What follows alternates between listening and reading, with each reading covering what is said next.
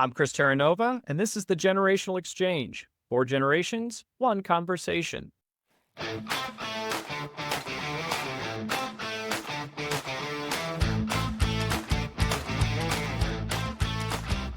Welcome back to the Generational Exchange. Marty starting off great.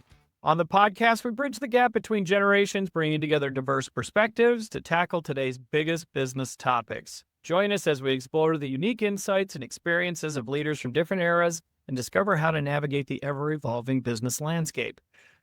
Gentlemen, it's been a little bit since we've gotten together. We're not quite the full band, but we're pretty close. As always, we have Jeremy Davidson joining us, representing someone in their 40s. Good evening, my friend. Howdy, howdy. And someone representing their 30s. No matter how hard we try, he's still here. It's Rhett Suchu, looking lovely as ever. Thank you, sir. That's one of my talents, persistence, And our friend and colleague, Mark Russell, is taking some time away, but he is always with us here in spirit. So we wish him a quick return back to the podcast. But in the meantime, we are incredibly excited to welcome a special guest panelist to the group, Mack Garrison, who is co-founder and director of content at Dash. Mack has been instrumental in transforming Dash into a leading animation and motion design studio, working with top-tier clients like JP Morgan, Coinbase, and IBM, and he gave me a whole bunch more. It's incredible what this man is already connected with. Mack has firsthand experience in rebuilding a company culture from the ground up. When faced with internal challenges, he implemented strategies to foster transparency, accountability, and community within his team. Now he's here to share those insights and discuss how you can invest in and future-proof your company culture. So whether you're a seasoned leader or just starting out, Mack's perspective, along with ours, will provide some valuable lessons on building a strong, resilient, and innovative organization. Mack, welcome to the Generational Exchange, sir. Oh my gosh, Chris, you can give me an introduction anytime. That was amazing. I feel so hyped. I'm proud to be me. Yeah, we appreciate you joining us. And before we dive into the topic of investing in your culture, can you just maybe give us a little bit more background and kind of how you ended up here as the co-founder of an animation studio? Yeah, absolutely. I think, even the term motion design, maybe just for your audience, I can kind of set the stage for what that is. But motion design is an umbrella term I like to use that covers animation, live action video editing. It could be experiential, interactive. Basically, if it's moving on a screen, it has intention. That's what I refer to as motion design.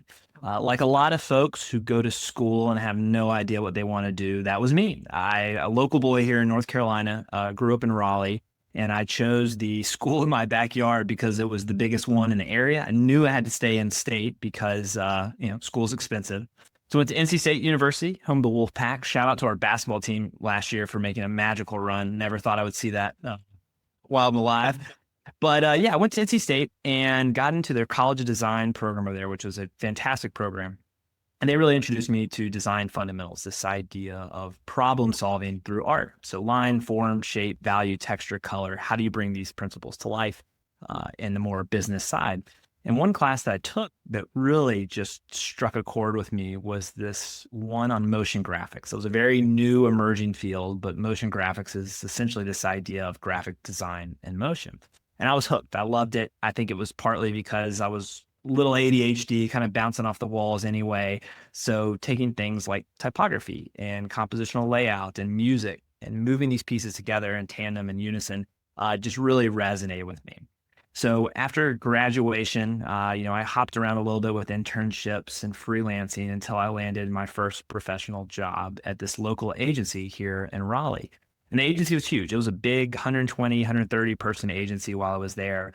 And as someone who had been going to school that was really competitive, I mean, I had a great time at College of Design, but it was a competitive school. To come into an industry and all of a sudden have all these people around me willing to help and willing to offer me support, it was, I felt like I just found this oasis in the middle of the desert. I mean, this was amazing. So here I am, super junior, and all these senior leadership, all these other creatives who have been in the field for a while were coming up and saying, hey, let me help you out with this, or have you tried this, or let me teach you some of these things. And it wasn't lost on me, that support. And so, as I progressed in my career, I was lucky enough to go from a junior position to mid-level to senior, and eventually this art director role at the company. And there was a couple of things that I learned along the way that really struck a chord and what led me eventually to starting my own shop. One was the value of community. I just really appreciated these folks that have kind of gone out of their way to help me. It wasn't lost on me, just the importance of people. That was really big. And the other piece of it is like collaboration. Some of my favorite projects in working in this agency was ones where we really got to work with the client on a very intimate and close level with team members and other creatives where everyone kind of came in and took different parts of a project that they were really good at. And so, the collective sum made the project that much better with all this input. So those are all the great things. The bad part of it is that sometimes the creative agency world has a nefarious side of overworked, underpaid, long hours. And as someone who was young and in my 20s, they tried to cover that up with pizza and beer. And, I will say it worked a little bit, I think, when I first got going. But as you start to get a little bit older, you realize it's just not sustainable. And for me, I was just starting to ask myself, there has to be a better way to do this. There has to be a way that is more focused on the people around me and the quality of the work versus how fast and how quickly can we get this done. And so luckily when I was there, I met my now business partner, Corey Lidengood, who became a really good friend. And we were able to work together over the course of those 5 years that we were at this agency. And that was huge because we had this trust that was built. There was this understanding of, just the quality that Corey liked to see brought to the table, and it matched mine. It had the same sort of tenacity and hustle that I did to just make stuff good and help people out. And so late one night, we were having a couple of beers and we were talking about how Raleigh, North Carolina was just such a growing market. There really wasn't a smaller shop in the area doing the quality of work that we knew we could bring to the table. And so in 2015, we came up with this idea of starting Dash, an animation and motion design studio that believes in the power of creativity and community with the ultimate goal of helping connect brands to their communities. And so we did that for, the initial year, and it was just the two of us. And what's really funny about this story and how focused we are on people, we never thought that we would grow it beyond just the two of us. It'd be like, great, this is a nice little freelance endeavor. It feels really nimble. But we immediately found success on some projects that built up the snowball effect. People started referring to us.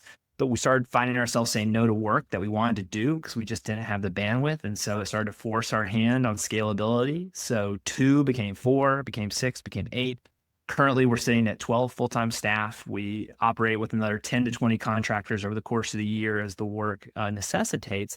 But we just celebrated this past October, our 9-year anniversary. And so we feel incredibly excited where we are, feel very grateful and lucky with the work that we've been able to produce, but even more excited, I think, about where we're going. So that in a nutshell is the 5-minute pitch on kind of where I started and how we got to where we are today with Dash. It's amazing. When you talk about that, I maybe even before we dive into the company and we talk about culture, how did you and Corey know you were going to be able to work together? You had been colleagues and then you were friends, but that's different than running an enterprise, right? I mean, Guys, we've talked about this too. Even, as we were growing our teams, we were friends outside of work, but we were work people first, then we became colleagues, then we were friends, but we always had different levels of management, and navigating that sometimes when you become friends can be a challenge. How did you guys kind of figure out that this was going to work? And now 9 years later, you're still doing it. Honestly, I think a lot of entrepreneurs experience this. There was a little bit of trial and error, I think, that first year. I mean, we felt like there were core pieces in place that it could be successful. Paramount to all this is trust. When I think about who in this agency that I worked with that I would trust to the end of time, and it was Corey. Corey was always delivering top tier creative. He was always going above and beyond for the people that he worked with. Not only the creatives on his team, but even the project managers who may have overpromised a little bit of creative that might be hard to deliver on. Corey would still go above and beyond deliver. And so I saw that and noticed it. And I would imagine that Corey would say the same thing about me. So going into it, there was a quality standard that we both had, and there was a trust that we both had. I think some of the things that's really funny looking back on it now that really tested the relationship are the silliest things in the world, like cadence and how we write emails. I'm very short, punctual, bullet points, to the T and getting it across. Corey is a little bit more verbose, a little bit wordier, likes to tell a story. And so in the early days, I just remember looking over each other's shoulders, writing client emails like, oh, we got to shorten this up. And he's like, Mac, if you send this to the client, they're going to think we're assholes. Like, we got to give it a little bit more words in there.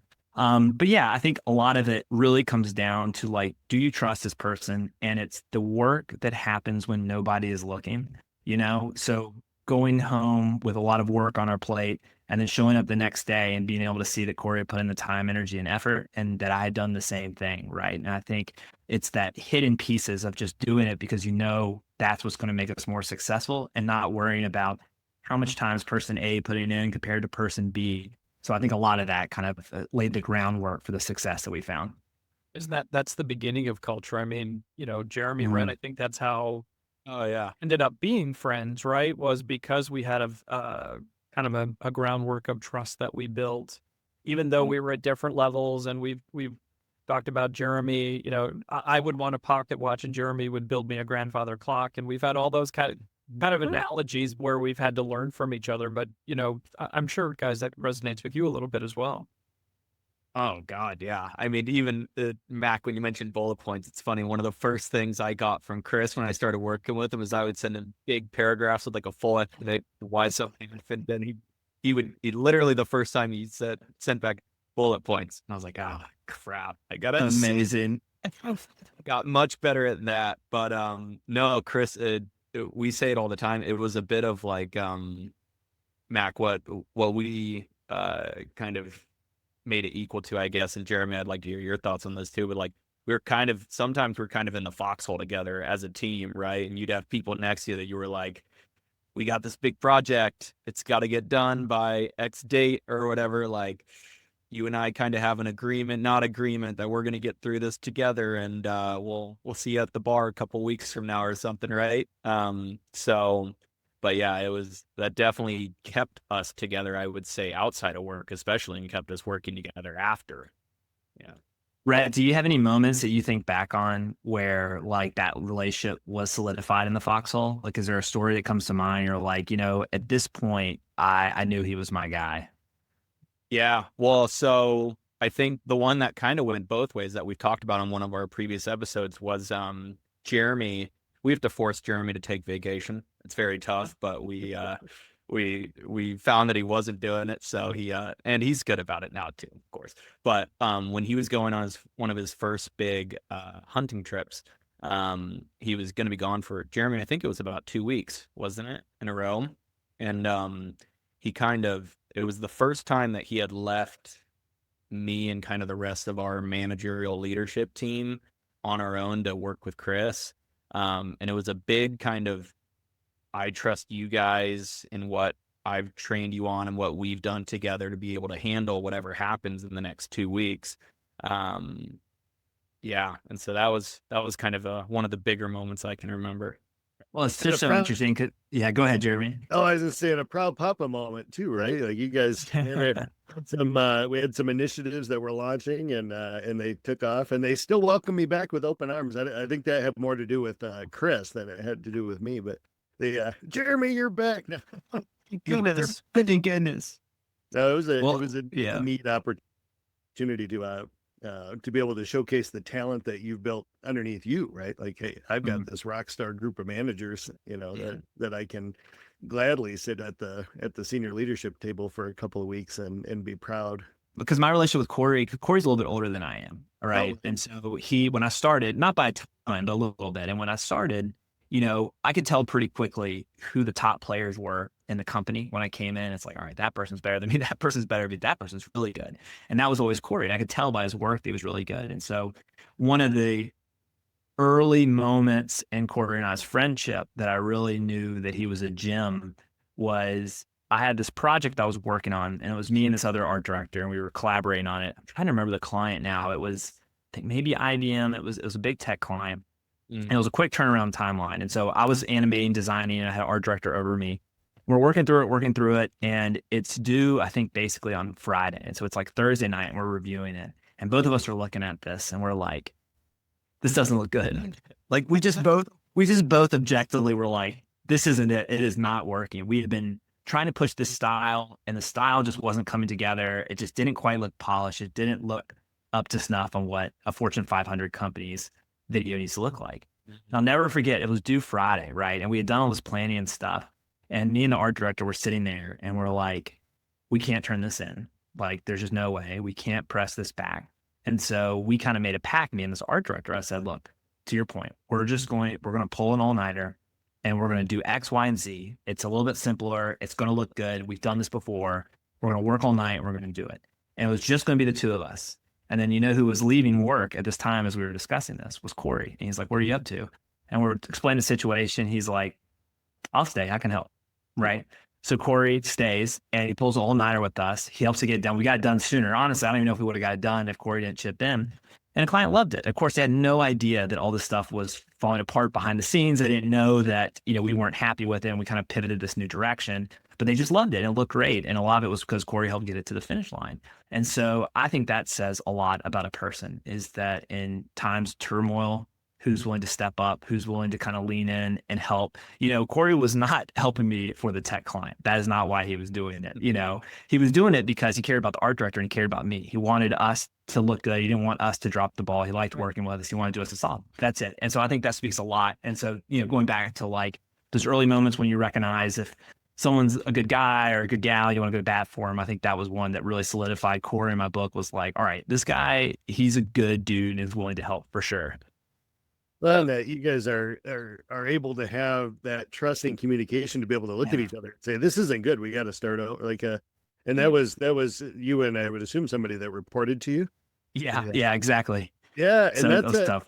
that's a tough relationship to navigate. And I think that's what builds that trust and confidence, right? Being able to have an impassioned conversation about something and know, this isn't going to cost me my job. This isn't going to cost me the relationship with the superior or the subordinate.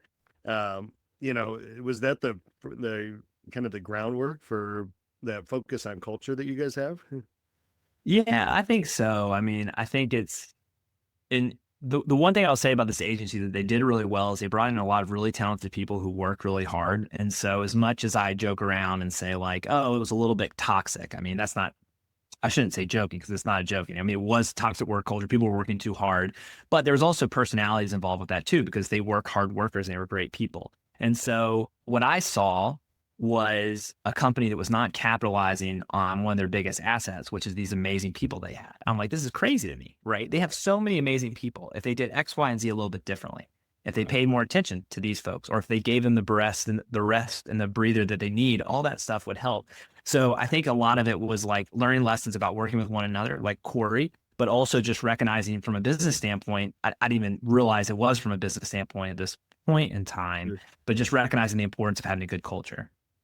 Yeah. Good. Oh gosh, we could, Chris, we could just keep going on. I know you have it's like that's it's rights itself, right? But I go ahead. Yeah, but Mac, to your point, I'd love to hear if you're still kind of dealing with it. Obviously, you have the ability to kind of impact this and change it. But one thing that we had a problem with that we've talked about on one of our previous episodes was that we had people doing unaccounted hours of work. And it got so bad at one point that we had people working so much untold overtime that it was impacting how we were able to tell the company that we needed help, right? We had everyone religiously working 50, 60 hours a week without telling us. We were like, you have to stop and only work 40 hours because the company doesn't trust us at this point that we need more people.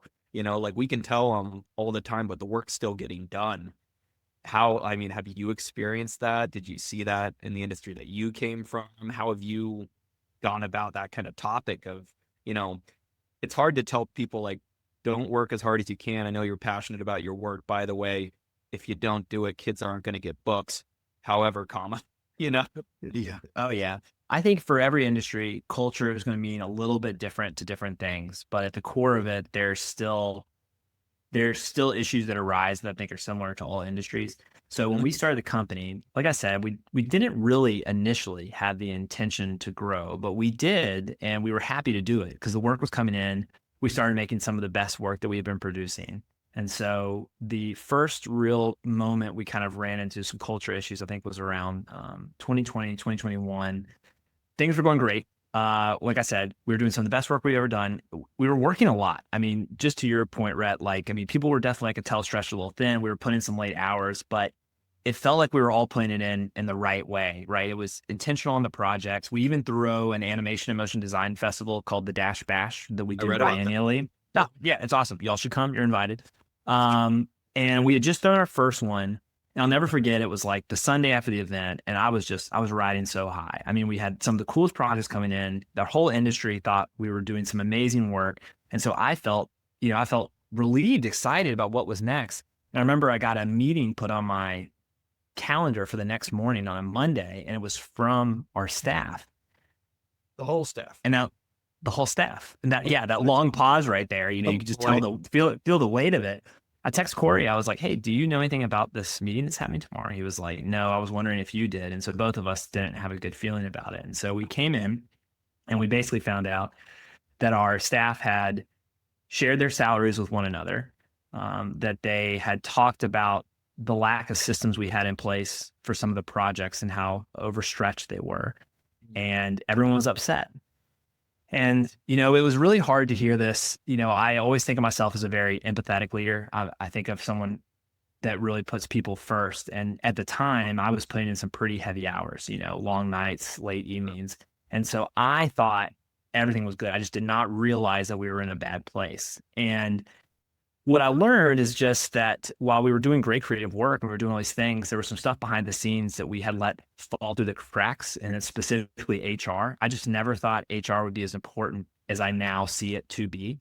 And so what I told everyone and what we worked through is like, look, this isn't going to be an overnight fix, but over the course of the next whatever years, we're going to make a focus point to get better and make these changes based on what you all have brought up today. And so, there was some turnover. We didn't keep everyone that was there on the call, but a lot of people did stick around. And what I'll say is this, what we started to move forward into is, I think, some of the best systemization that we've ever had as a company. So things like defining salary ranges and defining job roles for every position we have in the company. That was like the first step, right? So what is the difference between these different positions? What's required these different positions? We created an org chart to not only show where we are now, but where we intend to go. So what is your growth path as an individual, and how are you going to grow into these new positions? We started implementing some various HR platforms like 15.5. I'm not sure if any of y'all are familiar with them. I love them. I don't mind giving a shout out. They're not paying me to say this, but they really did a great job for helping us out. But it tracks employees' well-being with simple metrics, on a weekly basis. It asks a score 1 through 5. How are you doing this week? And it's meant to encompass everything that's not just work related, but personal related as well. So that as an aggregate, I can see from a whole team perspective where our numbers are kind of landing. And so if there's a big dip 1 month or 2 months, it's like, maybe folks are either burned out. Maybe we need a little bit of a breather or a break. Maybe for the creatives, we need something really exciting, not to take anything away from some of the work we do, but there's a range. Sometimes something's really fun and sometimes things are a little bit more corporate. That's the way it is, right? Yeah. But it helped immensely just having the data behind it. We also could see when individuals were having issues. So if everyone's going to be doing good, but one person's hitting a low score, it's like, hey, is everything going okay in your life? Do you need a little breather? Do you need some time off? Maybe they're navigating a breakup. Maybe they're navigating a death in the family, but they would never feel comfortable really bringing that up. And so this platform allowed to do it.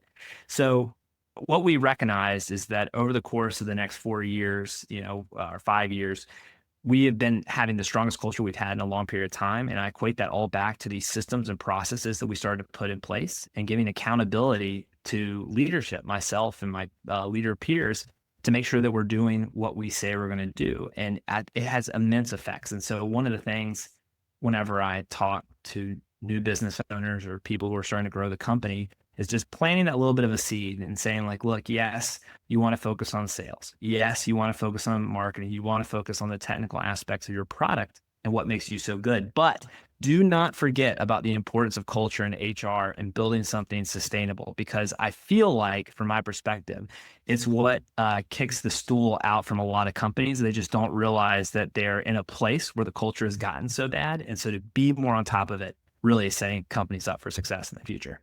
So the whole team collectively got together and basically gave you the girlfriend talk. Hey, we need to talk. Yes. They did, and I'll say this, Jeremy, like, kudos to them for even coming to talk to us, because there is a world where people are just like, cool, thank you, goodbye, I appreciate this, I'm going to go work somewhere else. So I, as upset and, hurt as I felt, just being an empathetic guy, I also appreciate the fact that the staff felt comfortable enough to bring that up. Well, what were you guys doing collectively that made them feel like they could have that conversation with you and they weren't going to be ushered out the door, right? Like there was some positives there that were going on. Obviously, Yes. I don't know that I worked at a place where collectively we could go to, executive leadership and say, hey, we have a real culture problem here. Certainly within our departments, within our teams, you can have those conversations, but boy, right up to the founder. I know. So something was going right. Yeah, I think a lot of it is like, we, even from the get-go, this idea of the value of community and creativity, I mean, that's always been paramount. I think we just put ourselves in a position where we got so big that the systems we had in place weren't working for it. So like the intention was always there. The output was starting to fail, right? So it's like, you're just flooring a car for a while, eventually you get to too high and it burns it out just because there's no way it can be sustainable. We just needed, either some more gasoline in there or something, some more oil for it, basically. What was your initial reaction to that when you've got a company that you think you have culture in, right? Because you're a small but mighty team. You're pitching in, you're working as hard as everybody. What was your kind of initial reaction? Like you said, what is this? But, once they kind of gave you their list of things, what was your thoughts about that? How did you react to that? Was it Chris, I felt awful. I felt awful is the words we're looking for. Yeah, it was, it took a lot, naturally when you're working really hard on something and you feel like you're busting your butt doing something and someone says it's not enough or this isn't good, your natural defense mechanism is to put up a wall. You're like, no way, there's no way. I'm doing so much right now. There's no way it could be this bad. And I think it just took a bit of reflection to look back and say, I think they're right. Like what if I was in this position? I started thinking through different perspectives and I'd be like, yeah, I'd probably be upset if I felt like there was disparity in salary and I didn't know why or what the reasons were. I'd be upset if I feel like I didn't have a clear growth path for myself at this company. Like, where am I going to be? Where are we going as a company? Or if the systems felt like they were broken and not tailored towards the needs that we had, like I'd be upset. Right. So I think part of it initially, to answer your question, Chris, it was definitely shock. It was feelings of being upset. And then after a little bit of time and cooling down, kind of saying, maybe the staff is right. They are right. Where do we fix these systems? I had to navigate a little bit of self-therapy, some Brene Brown, just like doing the best I can.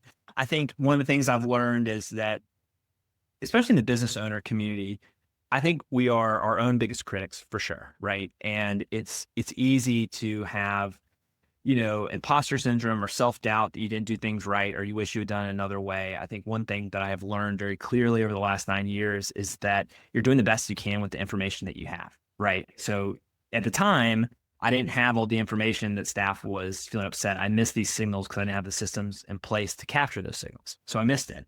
And so, right, it fell apart. And then we got into this kind of blow up situation. And so, but now I know, like, okay, so to prevent that next time, you learn from your mistake, you implement the systems to protect it. I would bet that all three of you your biggest learning lessons from business have 100% come from an issue or a failure or something that has gone wrong. And you're like, cool, never doing that again. Let's fix it. Right. That's how all the best solutions come from. 100%. In fact, I've said this about Jeremy many times. One of the reasons we've been working together, going on 15 years, was when I would give Jeremy feedback, right? I would say, you shouldn't do this. And what I would say is, you might do something else incorrectly, but he would never do that thing again, right? Because he took that lesson so seriously and reflected on it, right? So that totally resonates. But I think about my whole staff coming to me, en masse and saying, hey, we have a problem. To Jeremy's point earlier, I think it does take a sense of empathy, even if you didn't know how to construct it. There was a culture there. There must have been something there that said, we can go to these guys and say, this ain't working, right? So maybe, what was the culture like before that point where you thought everything was A-okay, or at least you weren't recognizing there were problems that allowed for that interaction to occur?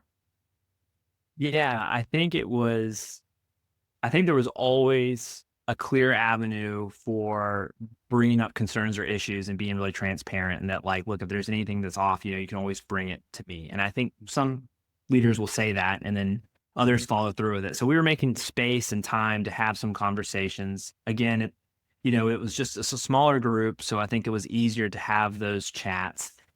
I think it's, again, just reaffirming the intentions of the company and what our brand messaging was. We were always really clear with our brand and what we were trying to build, so there was clarity on kind of where we were heading, what we wanted of our company, and what made it different in this value of community and trying to be more of a welcoming place in an industry that I think has historically caught flack for overwork and overtaxing projects. So we were very aware of that early on, that we didn't want to do that. And then we inadvertently stepped into it, right? So the staff, in a way, I think, was checking us. And I think they could tell that our intentions were pure based on relationships over the years, because we had some folks who had been with us since the beginning. And so I think they saw that, and that's why they felt comfortable in bringing it to it. But, honestly, I can't be 100% sure, I mean, we were doing something enough. I think one thing that I am really proud of with both Corey and I in this idea of building creative work with community, we're not saying that because it feels trendy. It's authentic. It's just who we are as people. And I think when you do something that's really authentic, people recognize it. They're not looking through and saying, like, oh, Mack's putting on this facade because this is what the business should be, because that's going to be more profitable for them or whatever. It's just who we were. And I think that authenticity, whenever you're talking about something you really believe in, naturally comes out. And so I believe and think that we were doing that for a while. The people did believe us, and they were recognizing that this is just a misstep and we just need to get realigned with the direction that we've been talking about. Go ahead, Rhett. I'm sorry. I was going to ask, and I don't think I'll be isolated here. I think Chris and Rhett might be in the same boat, but for most of our crews, we're kind of in the software as a service, right? SaaS area, whether it's ed tech or staffing or insure tech. Yeah. There was kind of always that underlying, product-based mission, right? That's getting out in front of folks. And I like the way you kind of describe yourself and your team, right? The creatives, right? You're getting out there and you're fulfilling contracts and you're delivering on all this stuff. I guess my question was, does your industry differ such, because we all kind of have a customer experience, customer success, customer operations background. Do you guys have that within your space? And how does that operate within your business of creative people? Like, do you have an operations team? Do you have a focus on that kind of customer success side? How does that work within the creative space? Oh yeah. I mean, you got to have a customer experience journey with your project, right? And like how they go from start to finish on a project and what systems are in place to guide them through and get them set up for success and for the next project, right? So, in general, it starts with my relationship building. A lot of my role in director of content, truthfully, it's called director of content because it's like, what do I call myself? I'm part accounts, I'm part in the creative, I'm part entrepreneur. So, don't tell anyone except for everyone who's listening to this podcast. The director of content was a little bit of uncertainty on what to call myself, but at its core, it's relationships. So with the accounts, I'm nurturing, I'm talking to people, I'm doing some outbound sales. I'm trying to network and find out with our clients, what are some of their bigger strategic goals that they're trying to achieve? And so as we start to work into the project, now I'm bringing in my project management team, which are producers in our space. So executive producers and producers, give them a handoff as they go into the project. And once the project starts, we have a dash process on like these different check-in points and how we kick things off to ensure that experience with us is nothing short of top notch. It's a very white glove approach. It's very proactive and relationship first when it comes to our clients. So then there's the process along the project up until delivery where it gets handed off back to me. And now we're talking about, what they're looking for next, making sure the delivery got out there. Here's a survey. We want to double check how things are. And I'm immediately starting the nurture process and looking ahead again to what's to come. And so as far as like the staff and everyone that's involved with that, it's a lot more of the upper management that would be. So you have like producers, art directors, you have my creative directors, and then myself kind of involved with that. The creatives, they know the process really well, and they know kind of where they are in that service space and making that stuff. So it's similar, but it's probably more elemental than I would imagine that y'all are working with. And I think also just with the service-based industry, I don't know, this is a broad statement, but I feel like it's easier to be people focused in the service-based industry because like our growth and plan at the studio isn't to make a unicorn type product that's going to be acquired by a investor. At least that's not what we're working for. And so as a result, I think there's a little bit of different growth mentality. There's like sustainable growth that we're trying to build for the long term, as opposed to trying to grow really quickly and get purchased. And I think both those things create systems that are a little bit different as well too. Oh, sure. And probably impacts culture.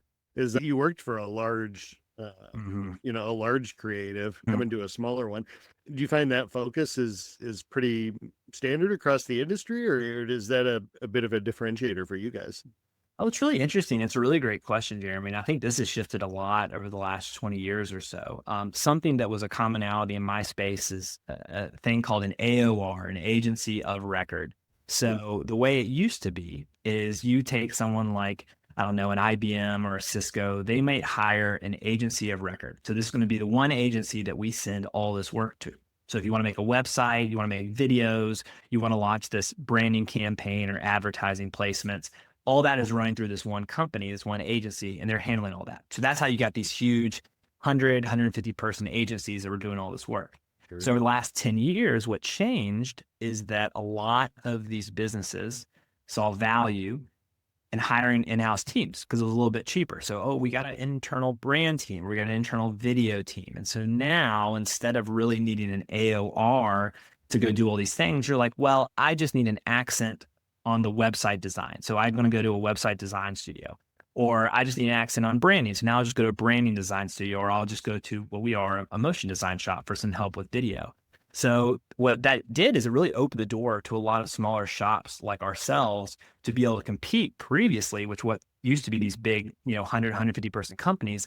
Now we're saying, oh, with our 12 full-time staff and our 10 or so contractors, we can compete. We can bid on some of these agency projects. We can come in a little bit cheaper. We can be a little bit more nimble, but we can still deliver the quality product and service that you're looking for. So it's definitely been a trend, I think, over the last 5-10 years or so, where these smaller shops have been popping up, finding success because they're essentially a fractional creative group. They can scale as the clients need that scale by bringing in freelancers and contractors.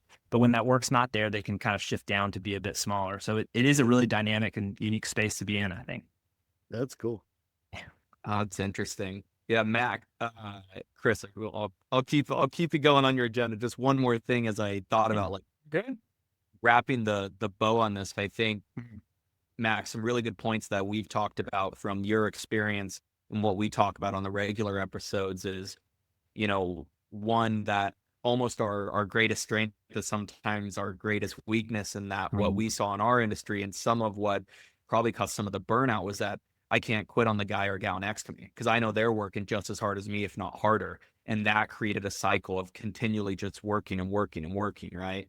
The second one was data over feelings, right? Which you did. You started doing, hey, I'm going to look at the data points rather than how I'm feeling about it. Ironically, this is about feelings, but let's trust the data and kind of try to separate yourself from it. And then the third thing that I think you did there, which is great, is measuring it at all times and maybe at irregular times even, right? Don't measure how good the company's doing it when it's a high because everyone's feeling great about it, right? It's the next day or it's that Monday when you come back and you're like, oh, we have to do it all over again. Right. know, Send that survey out right after bonuses, Yeah, that's right. Are you all having a good time? That's right.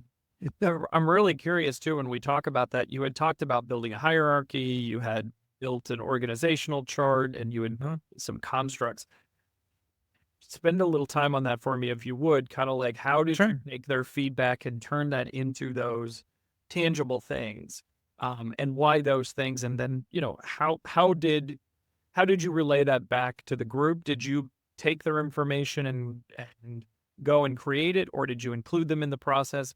Talk a little bit about how you kind of organized your thoughts around changing and evolving your culture, I would say, rather than making a new one. Yeah, no, I think that's a really great question, Chris. I think first was kind of looking at a fallacy of our industry growth chart in the first place. So something that happens a lot in the creative space is you kind of end up on two sorts of paths. One is the individual creator path, which historically has been a delineation of, oh, you're a junior or you're mid-level or you're a senior. And that's kind of it. You're just a junior, mid-level or senior creative. So you would have folks who, they get the junior title. No one wants to keep that forever, right? So they want to shed that as quickly as possible. So they get mid-level. Maybe they're doing that for 2 to 3 years. And then maybe they get a senior title. And then that's basically it. There's no other growth for the individual creative path. And then you have a management track where you get into things and you're like, oh, you're going to be an art director, or you're senior art director, or associate creative director, or maybe you're VP of design. There's just a lot more growth opportunity there. And so what you end up doing is, even on the hierarchy, is you essentially are saying like, hey, if you were a really good creative, you're really good at your job, that's great. But if you want to be making the big bucks, you need to be doing this more management track. And it puts people in a management role who really don't want to be or shouldn't be, but they're saying yes to it because of the money. And I think that's probably universal over the course of a lot of different fields. So what we did is we said, okay, how can we create an individual creative track that rewards people for being good creators for the long term? So instead of just our junior, mid-level, senior, we started labeling it motion designer 1, 2, and 3, that then went to a senior motion designer, that then went to motion lead, and then eventually a principal, right? And so now we're creating this hierarchy of someone that says, look, there is value in your knowledge and being so efficient in making this great work and being able to pull that together super fast. There's value in that, and you don't need to be a manager for it. And then on the manager track, again, just really creating clear delineation between like the art director, senior art director, associate creative director. So we started with that. We basically told everyone where they're kind of landing in the chart and where their position translates over. It's creating a definition of all those, and then the salary ranges, not only for every staff member, but Corey and I included. We include ourselves in this. So everyone at the company at any given time can see, at least in a range standpoint, what everyone's making. And so when you do that and you recognize that your CEO is not making like 10x or whatever everyone else is doing, it's like, cool. Yeah, right. It's like, I'm bought into this. We're all in the same place. So that was part of it. The other piece of it too was like trying to build back some trust. And so some of the things that we would do would be more staff engagement. We do retreats, something we implemented. So we try to do retreats a couple times a year, especially now since our staff is spread out all across the East Coast. We also try to do multiple mental health days, which is something that we auditioned a couple of years ago.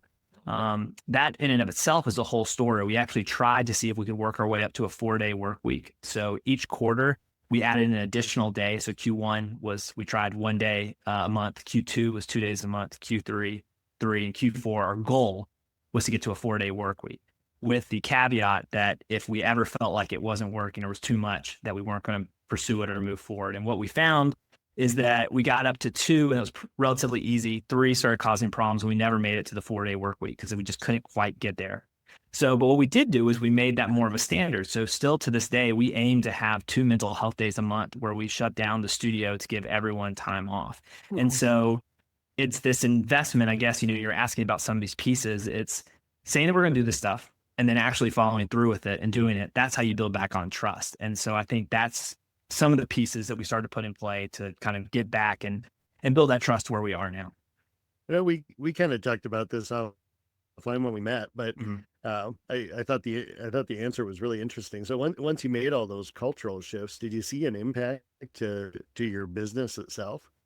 Oh yeah. What's crazy is we were talking a little bit about this earlier, and just the data side of this piece. I had a hunch that investing in people was going to build better results. I had that as a hunch, but I couldn't actually prove it. And so one of the things that I've done is I've retroactively gone back and looked at every project that we've taken on as a studio. I think we're up to close to project number 400, at this point. So all these different video projects and campaigns. And I started connecting the dots. How did we bring in this work, right? Who brought us these projects? How did they come into Dash? And this won't surprise y'all, but 84% of our work is referral based or came in through some sort of connection that recommended us. I mean, that's hard data. The 84% is like some sort of connection, or someone said, hey, you should go work with Dash because they're great people. Of our top 10 biggest spending clients ever, so whoever spent the most money with us, the number one client came in because there was a freelancer or a creative who we freelanced with, had come to the Dash Bash, our conference which we throw, had such a great time that his client said, hey, look, we need to scale up all this content. Can you help us with this? He said, I can. I'm an individual freelancer, but you should go talk to Dash Studio. They do a lot of amazing stuff for this community, and I think they'd be a great fit. That's how we landed our biggest client. The second biggest client was a competitor of ours, a direct competitor that we lose work to, with pseudo regularity, and they do lose work to us as well. But they basically had a client come to them. They said, look, this isn't quite our style. It's not quite the right fit. You should go talk to Dash. This is a competitor of ours who is sending work our way because there's that relationship built. And the third biggest client, when I looked at it, really came from individuals that I had started off with at this agency that had gone to bat for. Rhett, you talk about the cycle of going to bat for the people next to you. I mean, people don't forget that. And so as they have grown up at this company, a lot of these roles were filled with former colleagues of mine. They said, who do we want to trust with these big projects? It's Mack and his team. So there's the data of the company side, which to your point, Jeremy, is good to have. And then there's also just the project efficiencies. We look at every type of creative work that we do, its style, and we track how many hours and pieces go into it. And we can see that people are more efficient when they feel rested and healthy. So with the mental health days, or as people are taking off more time with our flexible vacation policy, we can correlate that with better looking work. So, creative is a very subjective space. That's a big challenge. It's subjective. Design, we're trying to make it as objective as we can. And I think with some of these points that we're starting to track on data, that, anyone listening to this podcast in the creative space, it's achievable. Yeah. It's, Mac, your industry is so interesting as far as like, I'm just racking my brain at how I can make it objective. Like when you start talking about how do I calculate how efficient my team was, or how much those extra sick days, where it's like, okay, do I start calculating it by looking at how many modifications we needed to make to the project, but we still got it done? All right. Were we able to make those modifications? And like you said, it is subjective as far as the client goes on whether they like it or not. Okay, this project, we made 100 changes, and I'm just throwing out numbers here, 100 changes to it within 2 weeks, and got a great project out there with the same amount of hours that we did another project with only 15 changes. Obviously, the scale and everything goes with that, but it's almost like if you have to compare objective stats to subjective media, it gets really interesting. It's tough. I mean, one of the things that we can keep in mind is when we're looking at this stuff is, we track everyone's hours and what project they're associated with and what our expected turnaround time on that portion of the project should be. Our work, it moves pretty quickly, but in theory, we have different areas where it's like, okay, this person should be able to finish this work on their portion of the project in 5 days. We know that based on historical data. So if we get close to that 5-day mark and they're not able to achieve it and get through, then we're either having to bring in freelancers or bring in someone else on the project. But when we can say that people are finishing stuff earlier, causation, correlation, there might be a little bit of discrepancy there. But if we can say they're getting it done earlier, we've hit our mark on mental health days, we've looked at their tracking on their mental health with the 15-5 platform we're talking about, and all these numbers are high, it's like, okay, cool. Maybe they're getting it done earlier, maybe, because we're doing all these things well. And conversely, if the scores are low, we haven't done like the mental health days, it feels like things are in a rut and we need more than 5 days and we have to bring someone else in, it's like, okay, maybe the data is saying that because we didn't invest like we should have, it's now costing us more as a company to do it. Yeah, for sure. Sorry, we had a puppy emergency there for a second. Had to step away. When you talk about the creative thing and we talk about building a culture and kind of future-proofing your culture, one thing I'm hearing you say, and guys, I think we did this with our groups as well, as we met people where they were instead of trying to make them be where we thought they should be, right? You can move them in that direction, but I think what I'm hearing you say is you're recognizing that creatives, they're always in a space where they're having to think, and having those breaks and those times and checking in with them resonates, and you've built that into your culture. I think that's a big thing to recognize, is that you have to recognize whether it's creatives or project managers or ed tech people. You've got to kind of recognize who your audience is, whether you're the owner or a leader, and build in safeguards around that. I mean, I don't know if you guys are hearing that as well, but that's certainly something I'm taking away from the conversation. No, yeah. I mean, the whole having separate data from, it's so funny that it's around feelings, because Mac, one of the best lines Sure. from this podcast was like, I felt like we had great feelings. It's like everything felt great. And it was like things were not, apparently. Mhm. And that's the toughest part around culture and the feeling of it and everything, right? Which I think is why it's such an important and sometimes difficult to tackle topic. Yeah, it's also really interesting because it's like, what is the right data to track? You know, we look over the last like decade or so, and there was the conversation and the rise of big data. Everyone's talking about big data. We need all this big data stuff, right? And I think it's easier as a smaller shop or smaller enterprise company to be like, well, we should track everything or we should do all this stuff. And then it becomes overwhelming. And then you don't do anything with the data because you have too much of it and you're too small to know what to do with it, right? And so I think part of it is understanding what really moves your company forward, really honing in on those specifics and saying, we're going to track this data. We're okay not tracking all of this because we can't. With the limited resource we have, we're going to track this. And I think that's a big piece of where we kind of landed. We were tracking some different things, but what I realized is that, you know, our deliverable is solely based on like the creative expertise of the staff and the contractors that we work with. And so if it's based on that, then we really got to put the focus on like, how do we create a space that is most conducive for that staff to be making the best work, right? Because they're the ones who are driving this company forward. And so then it was like, oh, okay, well, we should be tracking that data to see if we're doing it well or not. And if it's not objective and is subjective, what can we do to try to make those metrics as objective as we possibly can? How do you incorporate like the feedback from the employees and the staff?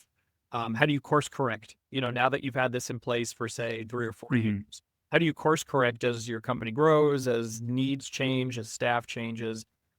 Talk a little bit about that, about how you're it sounds like you're constantly checking in with them through 515 and things, or 15.5 and things like that. But how are you course correcting your policies and your procedures? Yeah, I think luckily it's fine tuning right now. I feel like some of the big legwork and changes from like company hierarchy and pay brackets and some of those pieces, some of those bigger pieces we kind of got handled. And so now it's smaller adjustments over the course of time to just tweak and add on new things. A good example is that, you know, we are a remote company. We were hybrid at one point, but post-pandemic, we just never fully got back and we kind of leaned into it. You know, we can reach more talent this way by working in all these different states. But one of the troubles with that is that when you're not in office, it's just hard to keep up good morale and culture when everyone's not together, right? And so like, how do we do this in a digital environment? So, you know, of course, having the company retreats is really helpful, but we started doing little things like our team is really big into movies. So we started to do a monthly movie review. So someone nominates a movie, we all watch the movie. We have daily stand-ups where we just talk about it. It's not something you necessarily have to do after hours. No one has to do any of it, but people choose to because they like movies. And so, you know, for 30 minutes on the start of one of the days, we're just talking about a movie, right? And so that's just a little bit of company culture building that goes into it. We do Wednesday recaps. So because we work on so many different projects, I mean, we have anywhere from, I don't know, 18 to 22 projects going on at any given time in different phases of completion. And as a result, a lot of our staff are unaware about some of the other projects that their peers are working on. Sure. So these recaps are our directors and creative director will run through all the different projects we're working on, highlight different people and some of the work that they put in, and kind of give a shout out to the team on some of these really great creative elements. So we do that once a month, and that just helps kind of get everyone on the same page. We do monthly recaps from a business standpoint. So I think one of the things that the staff is always really interested in is like, you know, what is the health of the company? Where are we currently? Are we growing? Are we close to hitting our goals for the year?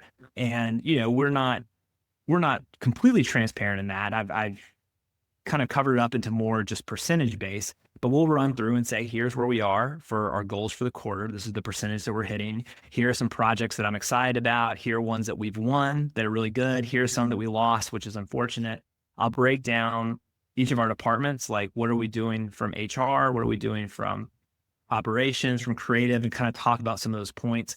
And so all those elements didn't just happen overnight. They were they were input that we were getting on 15.5 or the one-on-ones that we were having with our staff, where it was like, I'm interested in XYZ, or I'd love to know about this, or I'm interested in learning this. And so I'd regroup with my leadership team and we'd take note of some of these comments that were brought up, and we'd kick around like, what are ways that we could do that? And so we would kind of audition a couple of these things, and with good feedback, we'd kind of roll it out. Or if we didn't get good feedback on it, or people didn't really seem to care about it, we just wouldn't do it. So there was a lot of testing and trial and error, but that happened over the course of a 4-year period as opposed to just overnight. Yeah.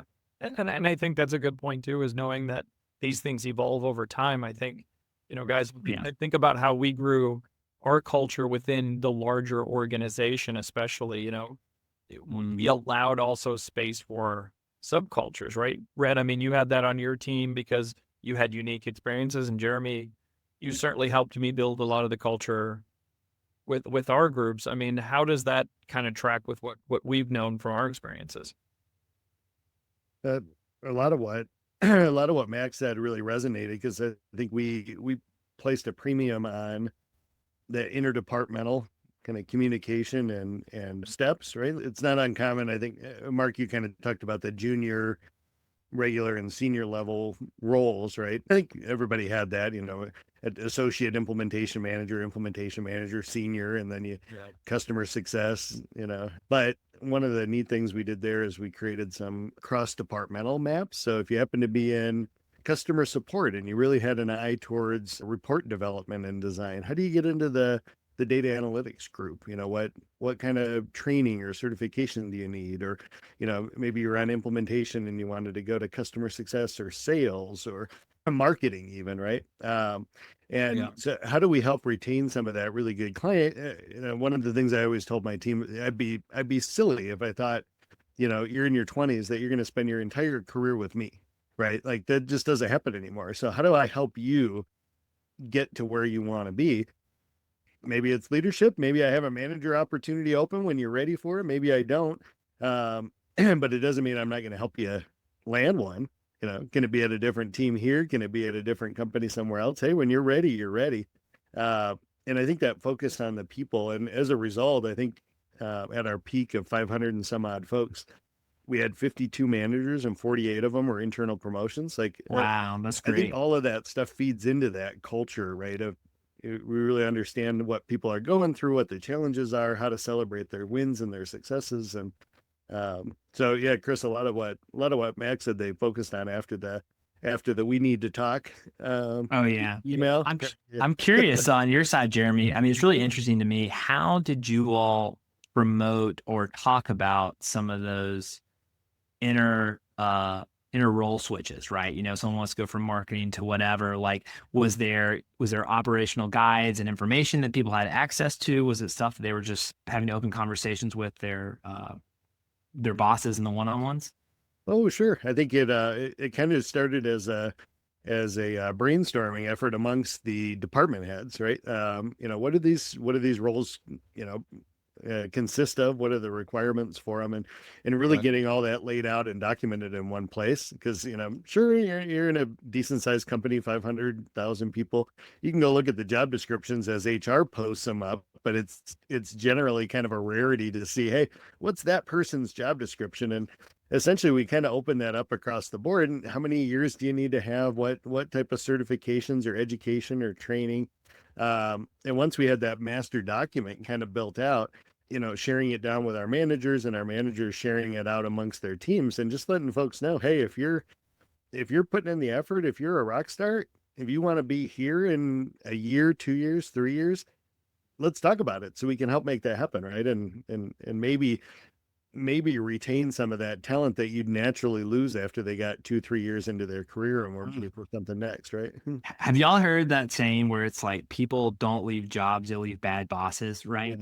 Isn't that it, right? It's like people want to know that, like, to your point, Jeremy, that they have someone that's going to go to bat for them, even if they're maybe in a role that's not the right fit for them now, that you can help them find where that role is. I think that's important. Oh yeah, no, gosh, 100%. And I've had exactly one boss ever that I felt like I could fight with and argue with, and they'd still back me up and support me. that I could tell if I was unhappy, I could say, hey, you know what? I think I'm going to look, and they would support me. And, he happens to be on the podcast. So we've stayed connected over the, but I think that's really important. If you really care about your people's success, it doesn't necessarily have to be at Dash, right? If you notice, hey, somebody's ready for that senior creative director role, and we don't have it here at Dash, I would assume the way you've talked about culture, I mean, you lift that person up and you send them to a competitor, and then that competitor starts sending you jobs, right? Because you get that positivity, but I think that ought to be the goal. And it drives me bonkers when I see folks that they get really, really good talent and they're kind of being held back by a leadership team or a boss or just a culture that says, hey, if you're checking out, if you're not digging your role anymore, you got to kind of quietly quit and get out the door. Cause as soon as you tell them you're looking, you're going to get fired. Like that stuff just drives me nuts, especially nowadays. And that excessively competitive space too, where it's like Sure. the unwillingness to help one another. And you're like, oh, you're gunning for the role. So like, I'm going to keep my resources and the stuff that I know to myself. It's like, what? That's not helping anybody. What are we doing here? Right. The bigger the company, the more politics, and you get the empire building, and it's just, I think if everybody's efforting towards the best interests of the company and the customers and the culture and their fellow folks, all that politicky stuff can go out the door, and everybody's in good faith. Yeah, and we did a bit of that with Chris. You're talking about, especially like the interdepartmental. I mean, we had so at the larger company that we were at, Mac, we had regular town halls where, admittedly, a fair amount of it was usually what sales had closed, which is important, keeps the business going. Obviously, you're not closing sales, the company closes, but there at some point was kind of an outcry from the rest of the departments as far as like, hey, we're doing work too.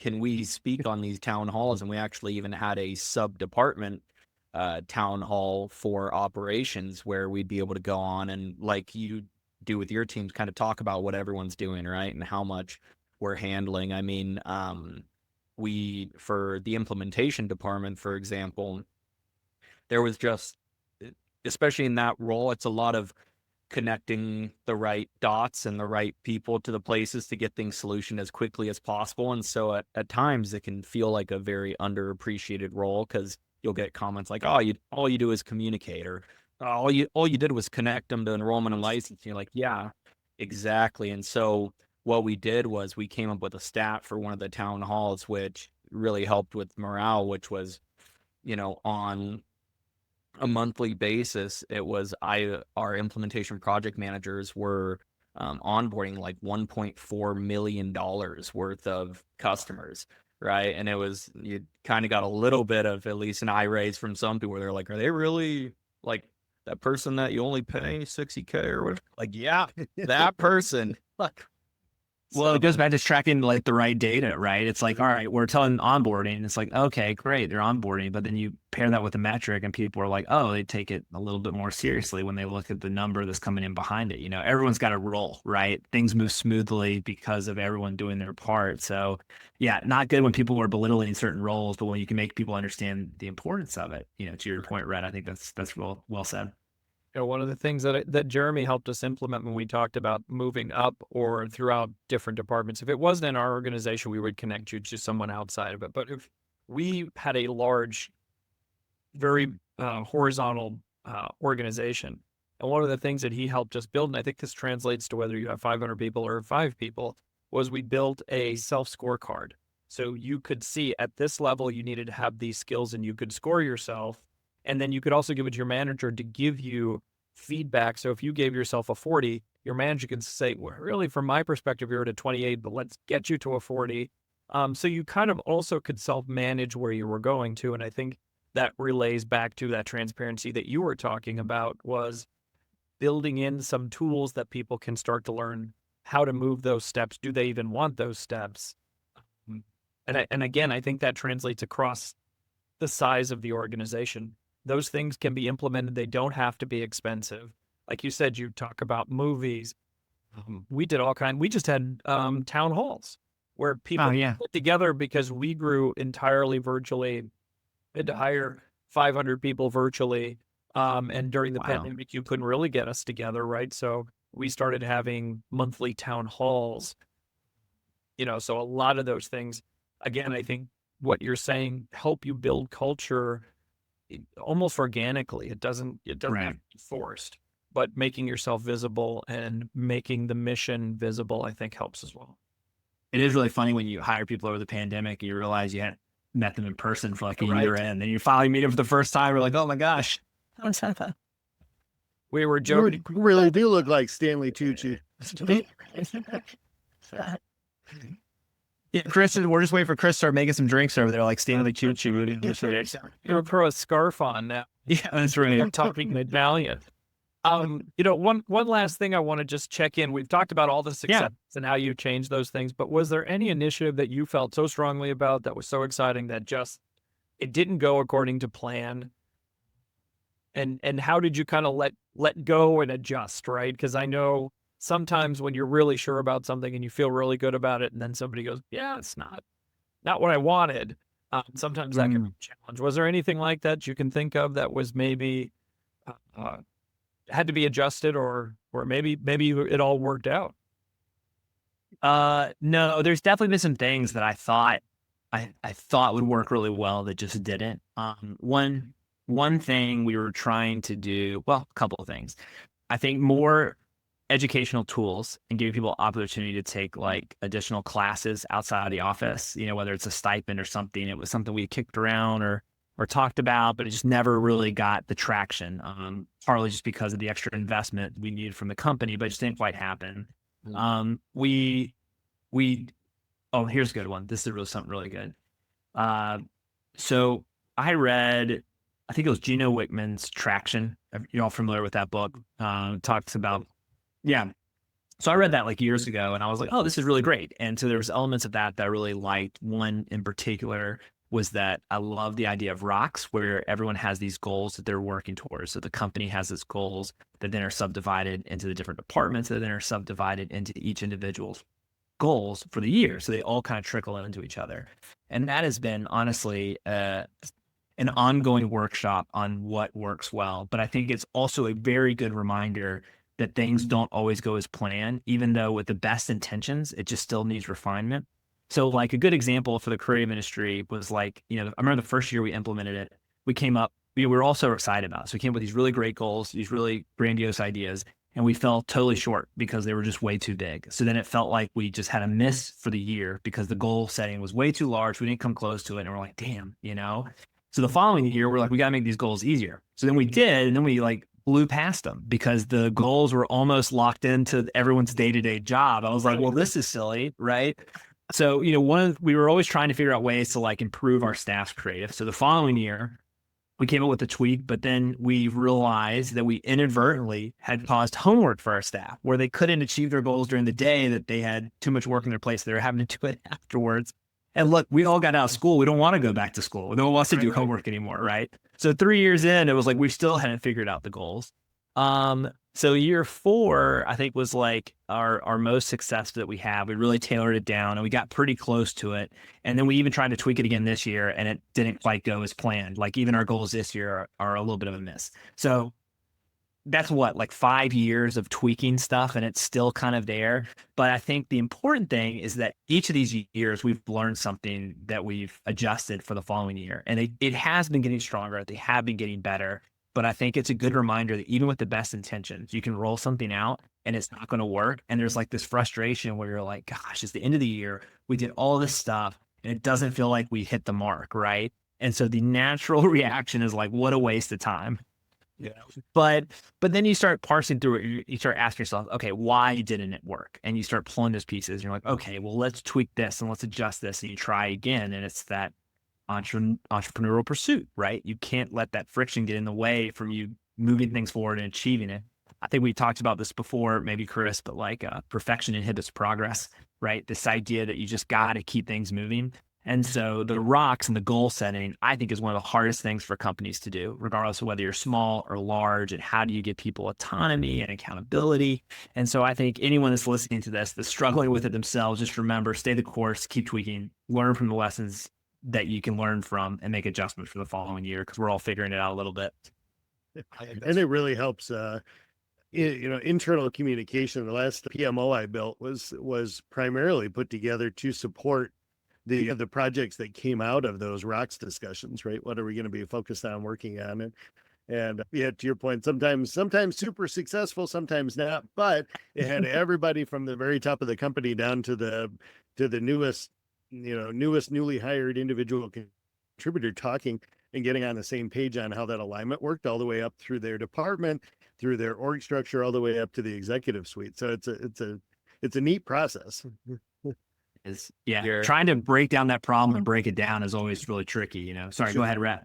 No, I was going to say that, Mac, there's another quote: if you're not failing, you're not trying, right? So that within growth, there's always going to be some stumbles, but I think it sounds like you're doing all the right things. So no, it's just well, great. that's why I love these conversations too with other entrepreneurs, is I think you realize just, you know, it's hard. It's hard. You know, if it was easy, everyone would be doing it. And, you know, you do the best you can. Kind of goes back to what we were talking about earlier. You do the best you can with the information you have at that time. And, you know, you learn stuff, hindsight's 20/20, and you try to do a little bit better the next time, but there's going to be friction in all sorts of things. And it just takes some working through, you know, and I think as long as you go about it in transparent, authentic ways, and, you know, you're not mischievous about it, you know, you can rally some troops around you to follow you, you know. This has been so much fun to do. Don't you, Chris? Don't you just want to go grab one of the junior creative designers over there at Dash and have them do something video related for it? Well, I would have to create a logo. How about that? Yeah, I think this is a good idea. I think, Chris, you know, I think you should probably hire our studio. They sound like a good group of people to work with. Right. You know, as we're kind of wrapping it up, one of the things that we've learned is being in the ed tech space is language matters too. So like, we don't say win or learn, we say, or win or lose, we say win or learn. And something we've picked up at the company I'm at now is we talk about glows and grows. Instead of saying wins and losses, or these are things you have to change. And at first it used to, like, I'm like, you have to be kidding me. Like, we're not kindergartners, glows and grows. But as you started to think about it, it really does allow sometimes, especially when you talk about grows, it allows you to face sometimes a difficult conversation in a more gentle way. To say, here are some things, you know, here's where you're glowing, here's where you can be growing. And, you know, again, that all to me ties to culture. I love that. I know you all have been asking me questions a lot today. And you probably might even have one to wrap this up with, Chris, but I actually have a question for the three of you all to wrap this podcast up with. Perfect. So you've heard me say this a couple of times, but, you know, something I've really lived by is, you know, perfection inhibits progress. I'm a big believer that just moving things forward is important. It's something that's got me through tough spots and keeping things going. I'm curious if each of you all have kind of like a motto or a line or something that's just stuck with you over the years that you kind of revisit it from time to time, that you could share. Go ahead, guys. Yeah, it's funny, Matt, because the way that I've always said is perfection is the enemy of good. And I don't want to jump. I'll come up with another one maybe by the end, but I'll just say that has been one of my major ones for a long time, because I do tend to find that I'm such a perfectionist that I will get in my own way or just work myself down to the point where I'm no longer as good as I was for the project to begin with, or not as good for the partner next to me that needs me to get that project done, whatever it is, or not able to put on as big of a smile or laugh like I need to when I get on a meeting. I'll attribute that to Jeremy. One of the biggest things he always brought to our meetings was you jump on and you hear him laugh and you just be rejuvenated, right? I think part of being a leader is sometimes you got to put on that smile and really bring up the group with you, even if you're not having the best day. You also got to take there's self-care and everything we've talked about on several other episodes. But I'm going to jump on your bandwagon for a little bit. Mine has been, don't let perfection be the enemy of good. I love that. How about you, Jeremy? Oh gosh, I think I've got two from a customer perspective. Your customers say, "Wow." Everybody always asks for a good example of a company who really does customer experience, customer success well, and I always say Chewy. If you've ever lost a pet, you'll get a note in the mail expressing their condolences that you had a loss of a pet. And They send you the wrong food, you keep it and donate it to your local place. Like your interaction with them makes you go, wow, I want to keep doing business with that company. And then from an internal perspective, I think the last couple of years, my focus has been on, do you know your number? From the person that empties the garbage cans at the end of the day, to the people dealing with customers, to the sales folks, do you know what your day-to-day contributions, how they impact the business? And we found when we started having those exercises, not everybody did. Like they knew what their job was, but they didn't know at the end of the day how their contribution impacted the business. And whether it's, the customer experience and NPS and CSAT, or, whether it's revenue generating, the potential to save the company money by doing X, Y, and Z, and allowing folks to kind of refocus and prioritize their day based on that, right? What's your major contribution to our customers, to our business? I love that. Know your number. That's good. It's short, sweet, but it kind of gives direction, gets people rowing in the right way, Sure. I love that. All right, Chris, last but not least, what do you got for us? Gosh, I don't know. I feel like there was literally at one point there was a document that was called Criticisms, because apparently I was chock and block full of them and I didn't remember I was saying them right. Yeah, But I would say one that I'm living by now, especially after taking a sabbatical and taking a step back from work, was care appropriately. Being a very passionate person, being very entrepreneurial in spirit, I took everything very personally, and almost too much, to the point where it was impacting my mental health, my physical health. And so when I see people like that now at the company that I work at, or around me, I don't want you to care less. It's not be careless, but care appropriately, right? And sometimes it takes a while to figure out what care appropriately looks like, and managing that so that you still have some room left to think about other things, because then you just become what you do. And somebody gave me a book a while ago, that Work Won't Love You Back, and I think there's some truth to that. It doesn't mean that you're not a great employee, but that's not where you should be deriving that type of thing, right? So for me, it's been very helpful, and I feel more, almost conversely, more engaged and more connected, because I care appropriately. I take it less personally. I'm able to adjust. One more, if I may, as I say, we should all have a voice, but not everybody gets a vote, right? And also delineating that as well, so that we want your input, but we can't always take everybody's decision, right? So those two things are things that I've probably carried into my new role, that I live by quite a bit. I love both of those. I feel like we could probably go on for another hour. It's almost morning for you. It's been so late. But before we wrap this up, how do people find your company if they wanted to learn more about Dash? Oh, yeah. Thanks for the shout out there, Chris. So Dash Studio, we're based in North Carolina, but you can go to www.dashstudio.net to find out more. You can also follow us on Instagram, where we're always posting some cool stories and new projects, and we are at _NC. So those are probably the two best places. And then if anyone's trying to get a little bit of a flavor for what the motion design industry is all about, who are the people that comprise it, who are these great creatives, we throw that motion design festival called the Dash Bash biennially. So it's going to be going down June 11th through 13th, 2025 here in Raleigh. 2 full days of presentations, a day of workshops. It's going to be a really big event. But you can find more information at www.dashbash.net. All the bashes, all the dashes. But yeah, looking forward to connecting with your audience, and if anyone was struck today or a chord struck with them, definitely reach out. Always happy to chat. Well, maybe we'll record the next time we get together with you live at the Dash Bash. Ooh, that'd be pretty fun. That would be pretty fun. Love that idea. Little seed planting right there. Mine's animations on here. Yeah, that's right. There we go. You gotta have a cool intro to the show, Chris. We gotta get something. I'm gonna hit you up. I'm gonna need some help. That's right. In all seriousness, Mack, it's been a pleasure having you on the show. I know we could talk to you all night, but we really appreciate you sharing your company insights, sharing your story, being very transparent and open. That was amazing. And thank you, as always, to our listeners for listening to this episode of the Generational Exchange. We trust the conversation between these generations sparked some new ideas and helped you see the business world through fresh perspectives.